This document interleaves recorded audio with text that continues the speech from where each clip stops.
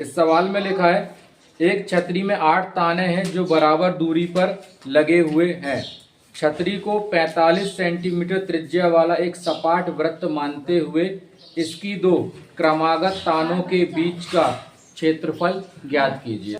इस सवाल में अपन को क्या बोला गया है, एक छतरी है जिसमें 8 ताने लगी हुई हैं। ताने मतलब समझ गए, छतरी में वो जो तार लगे रहते हैं, ठीक है। ये 8 तान लगे हुए हैं और छतरी की प्रत्येक तान की लंबाई कितनी है, 45 सेंटीमीटर, ठीक है। मतलब वो जो तान लगी रहती है छतरी में, जो कांप है जिसको अपन कहते हैं, कांप भी कहते हैं, उसकी लंबाई है 45 सेंटीमीटर। और हमें क्या निकालना है, दोनों तानों के दो क्रमागत तानों के बीच का क्षेत्रफल।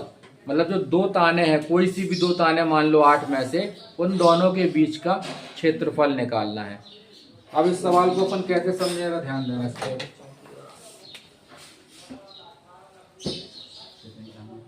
ये मान लेते हैं अपन छतरी को जो है अपन यदि पूरा खोल दें तो एक वृत्त के रूप में बन जाती है, ठीक है। और वृत्त की मान लो कितनी ताने लगी, इसमें 8 हैं। अब 8 में से अपन ने ये वाली दो ताने मान ली, ठीक है। कोई सी भी इसमें 8 हो सकती है। अब 8 में से दो ताने हैं, प्रत्येक तान की लंबाई कितनी है, 45 सेंटीमीटर। और ये जो 45 सेंटीमीटर है यही त्रिज्या है। दूसरी तान की लंबाई भी कितनी है, 45 सेंटीमीटर, ठीक है। अब इनके बीच का कोण तो हमको दिया नहीं गया है इसमें, तो हम त्रिज्या खंड का क्षेत्रफल वाला सूत्र नहीं लगाएंगे इसमें हम कौन सा सूत्र लगाएंगे यहाँ पर, वृत्त के क्षेत्रफल का। क्योंकि ये पूरी छतरी जो है वृत्ताकार है और पूरे वृत्त का क्षेत्रफल निकाल के उसको हम किससे भाग कर दें, 1/8 से, ठीक है। 1/8 या 8 एक ही बात होती है। तो पूरे वृत्त का क्षेत्रफल निकाल के उसको यदि हम 8 से भाग कर दें तो हमें इस 8वें खंड का क्षेत्रफल मालूम चल जाएगा, ठीक है। तो अब इसमें करेंगे क्या, यहाँ पर अपन लिखा है, यहाँ पे अपन ने प्रत्येक तान की लंबाई, प्रत्येक तान की लंबाई कितनी है, 45 सेंटीमीटर। जब प्रत्येक तान की लंबाई 45 है, इसका मतलब त्रिज्या कितनी कहलाएगी, अतः त्रिज्या r बराबर 45 सेंटीमीटर, ठीक है। तो कितनी तान है, 8।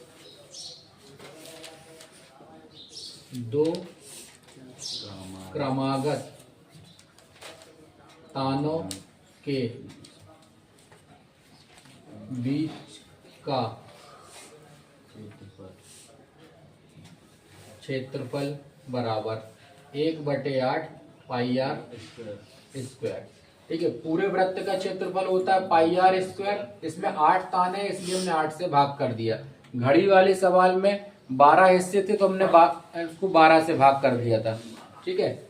अब यहाँ पर मान रखते हैं अपन 1/8, पाई का मान 22/7, r का मान है 45। 1/8 22/7, 45 का वर्ग कर लो कितना होता है, गुणा करके देख लो 45 का। पचम, बात तो एक ही हुई ना, 2 बार लिखें या वर्ग कर दें।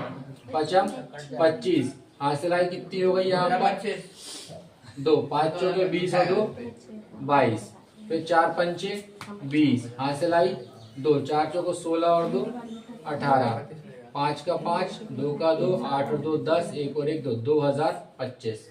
2025 इसी साल का, हाँ 2025 का ही सवाल है, मतलब आ सकता है ये, ठीक है ना।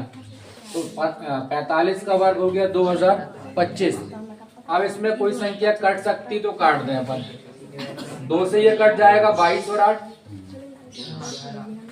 2 चौके 8, तो ऊपर क्या बचा, केवल 11 2025 और नीचे बचेगा कितना 28। अब 11 का गुणा कर दो इसमें, 11 पंचे 55, हासिल आई 2, 11 दूनी 22, 22 में 5 जोड़ देंगे तो 5 27, 27 की 7, हासिल आई 2, ये 2 का 2 इसमें लगा दो, 11 दूनी 22/28, ठीक है। ये इसका आंसर आ गया। समझ में आया कुछ तो नोट कर लो।